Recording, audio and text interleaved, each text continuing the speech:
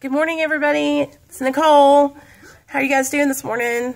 I hope everybody's having a good day. So today is Friday the 2nd. My birthday is in 6 days, you guys. I'm going to be 36 years old. Can you believe it? I'm super stoked to get another year older and to be sober another year, which has been amazing. It's like I cannot even believe this is my life now. That's how much of a difference it has changed from when I was in my active addiction.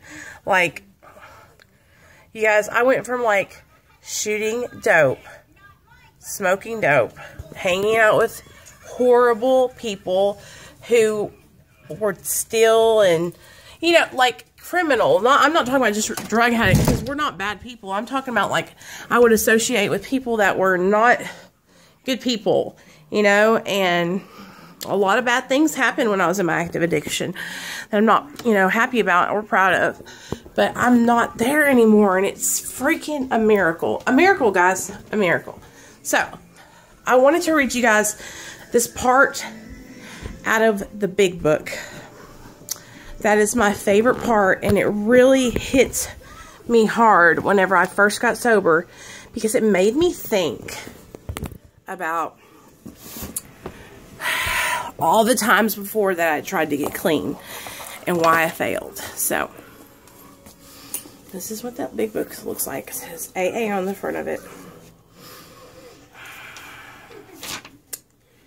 Okay, guys.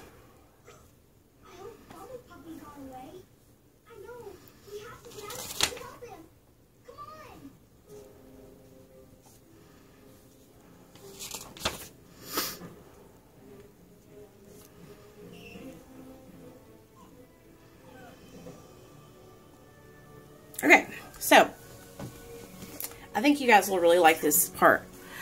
So this is on page 62. Selfishness, self-centeredness. That we think is the root of our troubles.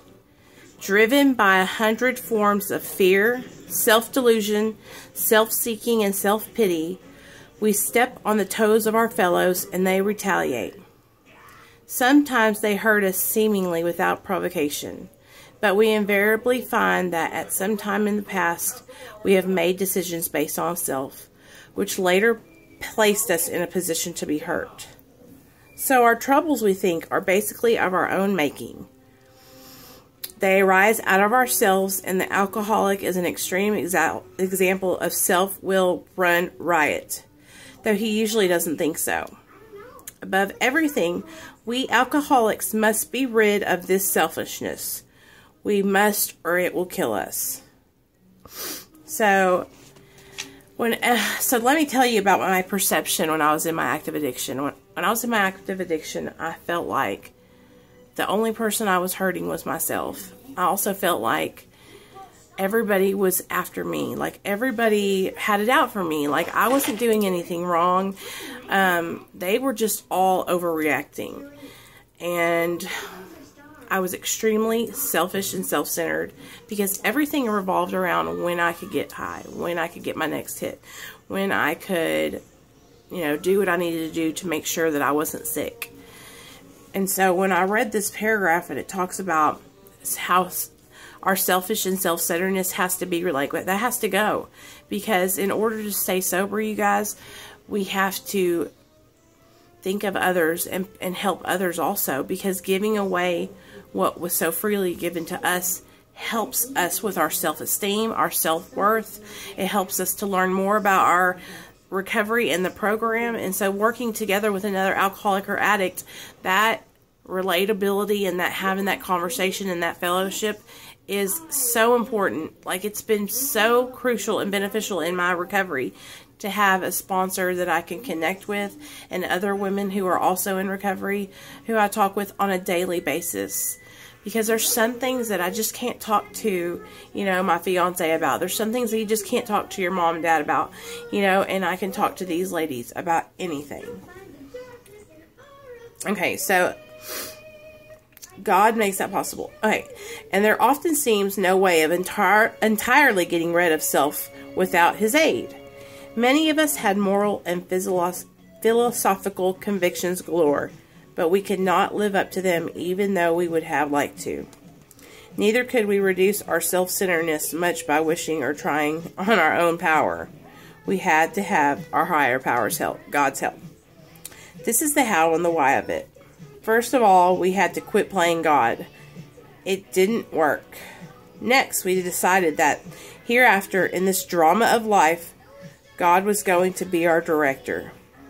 He is the principal, we are his agents. He is the father, and we are his children.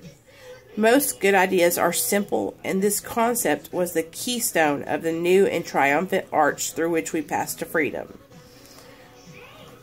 So, what they're meaning by, like, God being your director, when we're in our active addiction, we are running on our own will. We are trying to control situations. I mean, we are trying to manipulate everybody. We are thinking that we have everything in control. But what we're doing is we're barely holding on for dear life. We're trying to manage every situation. If everybody would just get in order like I need them to be, then I would be okay. But when you get sober and you give your will over to your higher power, who is God for me, when you get sober and you give your will over and you start not making it all about you, when you stop running in fear and acting out in fear and trying to control others or trying to control situations or manipulate, and you just let go and let God and like actually have faith that if you do the right thing, everything will be okay, then it's a huge shift in the way things will start happening. Whenever I started to give my will over in the morning, I would give my control back over to my higher power in the morning and say, God, please let me do your will. Help me today. Help me to be good to other people, to be kind, to be understanding, and help me to stay sober. You know, when I would give that over and have faith that God was going to walk me through my day, the relief and the change that I felt in my heart was like nothing I've ever felt before. And you guys, I was so estranged from my higher power for years. For 10 years, I was doing dope and shooting dope and being crazy and going to prison and all kinds of stuff. So I didn't talk to God then. The only thing I talked to God about was whenever I was praying for him to get me out of jail, or I was praying for him not to have my son taken away. You know, and we see how that worked out. Those foxhole prayers. Now, like, I truly have faith that there's a power greater than me that's guiding me through this world, you guys. Because if there wasn't, I wouldn't be here. I'm a miracle standing here talking to you. I can't even believe that I can talk and put together sentences. That's how bad I was on drugs, you guys. Like, I was incoherent. My brain was mush. Okay, so here's what happens. When we seriously took such a position by giving our will over, all sorts of remarkable things followed. We had a new employer. Being all-powerful, he provided what we needed if we kept close to him and performed his work well. Established on such a footing, we became less and less interested in ourselves, our little plans and designs. And more we became interested in seeing what we could contribute to life. As we felt new power flow in, as we enjoyed peace of mind, as we discovered we could face life successfully, as we became conscious of his presence, we began to lose our fear of today, tomorrow, or the hereafter. We were reborn. So, it's basically telling us, like, when we give our will over to our higher power and we walk in his faith and we believe that he's going to guide us, things start to happen. Relief starts to happen. That's where that connection with your higher power is going to give you the spiritual awakening within. Because what we have wrong with us is not about drugs and alcohol. That's just the solution to our problem. We use drugs to feel differently because we have a malady. We are restless, irritable, and discontent by nature. Or call it anxiety by nature.